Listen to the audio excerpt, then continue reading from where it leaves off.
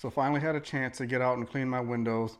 Just coming off of winter, it's springtime, windows were filthy, but I didn't want to use a bunch of chemicals and sprays and things, so I decided to try a steamer. I went with this one because I really liked how many different attachments and stuff it came with.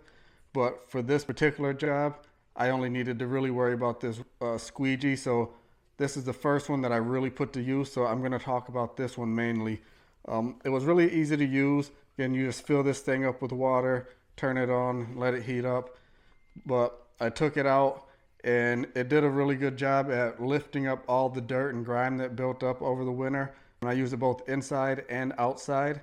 So it worked really well. The only thing that I will say about it is that the actual squeegee part did tend to leave streaks on my windows, so I used a different tool to kind of finish the polishing of it, but that other tool wouldn't have been able to get the dirt up. So using the steam to get all the dirt and stuff cleaned off of there, along with this squeegee initially, did a really good job. And then when I was ready for that finishing look, I took and I just kind of steamed over the window and then finished cleaning it off with the other tool. So I'd say anybody that's looking for like a really good deep cleaning tool or steamer to use, this definitely can do it.